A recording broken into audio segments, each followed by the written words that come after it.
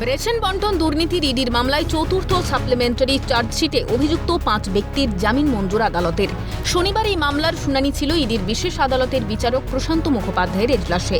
শুনানি শেষে অভিযুক্ত দীপক ঘোষ, লোকনাথ সাহা, শেখ আব্দুল সালাম, শুভজিৎ দে এবং নিতাই ঘোষের জামিন মঞ্জুর করে আদালত। সূত্রের খবর, ইডির তরফে এর আগে একাধিক অভিযুক্তের বিরুদ্ধে সমন জারি করা হয়েছিল। ইডির দাবি, এই 5 অভিযুক্ত রেশন বন্টন দুর্নীতির মাধ্যমে লাভবান হয়েছেন।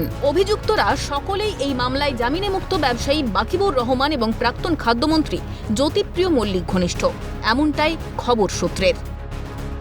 যে বিষয়গুলো উল্লেখ করা হয়েছে রেশন বন্টন দুর্নীতি মামলার ক্ষেত্রে, সেক্ষেত্রে এই 5 অভিযুক্ত হলেন দীপক ঘোষ, লোকনাথ সাহা, শেখ আব্দুল সালাম, শুভজিৎ দে এবং নিতাই ঘোষ। এই 5 অভিযুক্তর জামিন মঞ্জুর করা হয়েছে ব্যক্তিগত 5 লক্ষ টাকার বন্ডে এবং 25,000 টাকার বেল বন্ডে। 2 জন জামিনদারের উপস্থিতিতে তাদের জামিন মঞ্জুর করেছে আদালত। শুধু তাই নয়, যে সকল শর্তে জামিন মঞ্জুর করা হয়েছে সেগুলি হলো আদালতের অনুমতি ছাড়া দেশ ছেড়ে যাওয়া যাবে না। শুধু তাই নয়, তার পাশাপাশি সাক্ষীকে প্রভাবিত করা যাবে না, তথ্য প্রমাণ লোপাট করা যাবে না, প্রতিটি শুনানিতেই সশরীরে উপস্থিত থাকতে হবে আদালতে, এবং এর পাশাপাশি যে বিষয়গুলি তুলে ধরা হয়েছে শর্তে, সেক্ষেত্রে এই মামলার ক্ষেত্রে তদন্তে সবভাবেই সহযোগিতা করতে হবে। এখন দেখার এই মামলায় আগামী দিনে আর কি নতুন তথ্য উঠে আসে।